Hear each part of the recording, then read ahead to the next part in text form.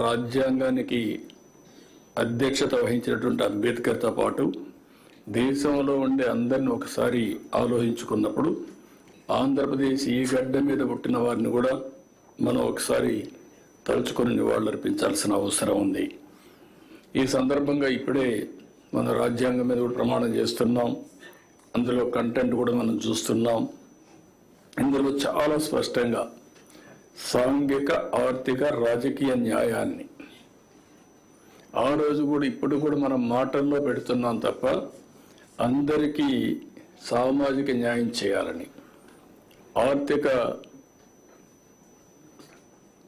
ఏ విధంగా ఆర్థికంగా ముందుకు తీసుకురావాలని, రాజకీయ ప్రాధాన్యత సమతుల్యం పాటించాలి, అందరికీ న్యాయం జరగాలని చెప్పి చాలా స్పష్టంగా ఉంది.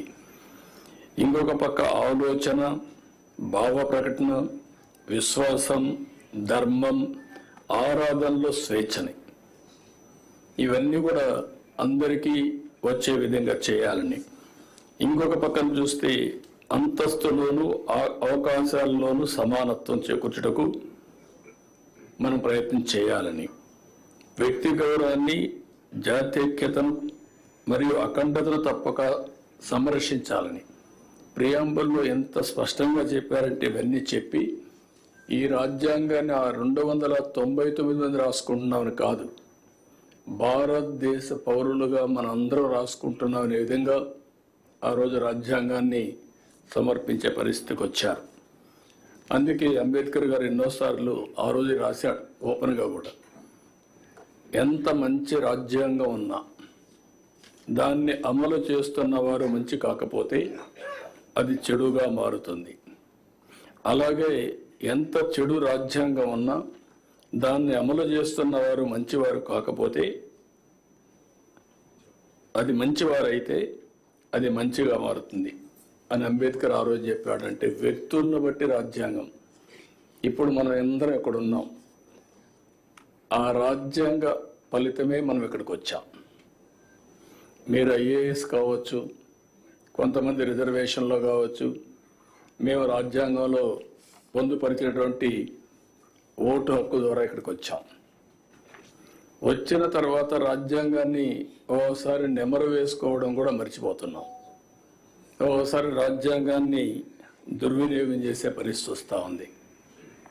కానీ బ్యూటీ ఆఫ్ డెమోక్రసీ మనం ఒకసారి చూస్తే ఓట్ అనేది ఒక పవిత్రమైనటువంటి సైలెంట్ రెవల్యూషన్.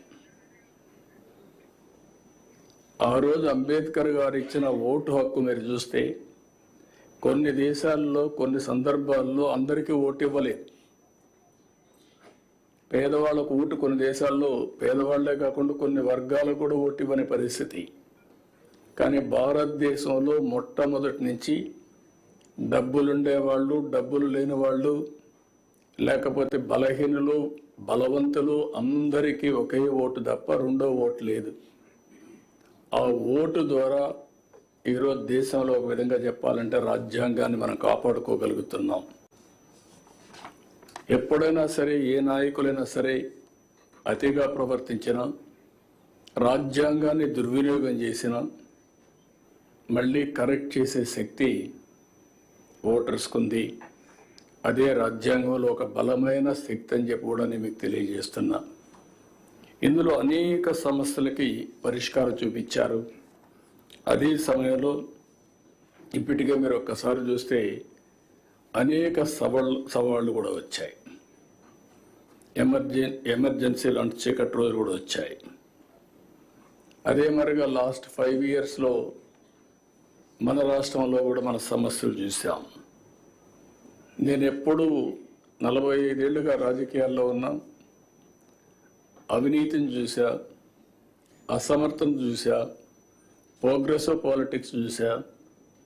అదే మరి కొంతమంది ట్రెడిషనల్ పాలిటిక్స్ చేస్తూ వచ్చారు. కానీ ఇలాంటి రాజ్యాంగాన్ని తమ చేతుల్లోకి తీసుకొని ఏ విధంగా ప్రాథమిక హక్కులను కూడా పూర్తిగా కాలు రాశారో మనం చూసాం.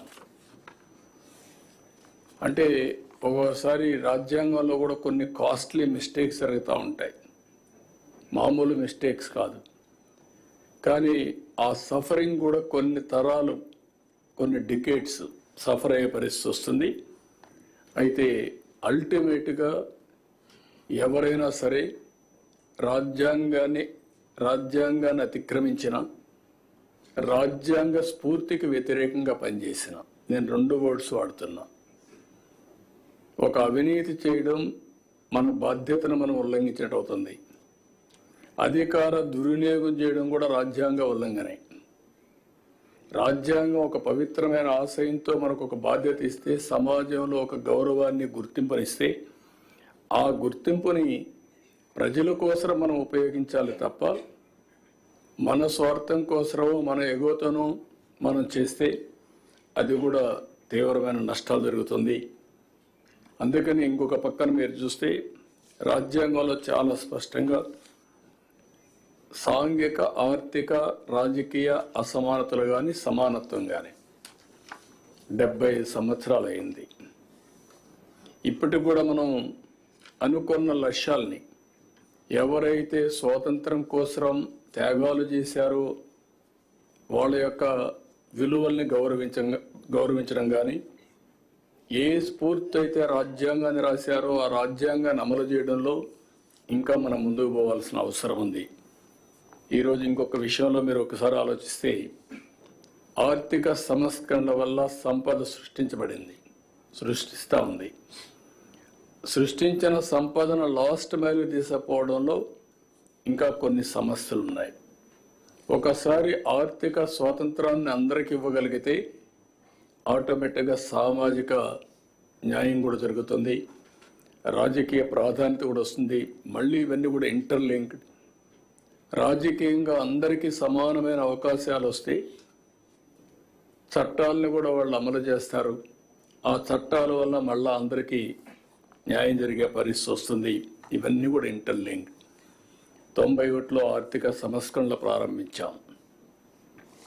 ఈరోజు ఆర్థిక సంస్కరణల ఫలితాల వల్ల సంపద సృష్టించబడతా ఉంది. ఇంకా లాస్ట్ మైల్లో పేదరికం ఉంది. ఇది కూడా మనం అందరం ఆలోచించుకొని అలాంటి సమర్థవంతమైన ఆర్థిక విధానాలను మనం తీసుకొచ్చి ఏ విధంగా ఆ సంపదను మళ్ళీ పేదరిక నిర్మూలన కోసం, జీరో పావర్టీ కోసం ముందుకు పోతా మనం ఆలోచించాల్సిన అవసరం ఉంది. మొన్న కూడా మేము చూసాం, సోషల్ రీఇంజనీరింగ్ చేశాం. ఏదైనా సరే అందరి మనోభావాలు గుర్తుపెట్టుకోవాలి. అదే సమయంలో మనం కానీ క్యాస్టో లేకపోతే రిలీజియనో ప్రాంతమో ఇవన్నిటి పేరిట డివైడ్ అయిపోతూ ప్రమాదం వస్తుంది. ఇవన్నీ కూడా సమతుల్యం పాటిస్తూ అందరినీ సమానంగా గౌరవిస్తేనే ఈ రాజ్యాంగ స్ఫూర్తిని కూడా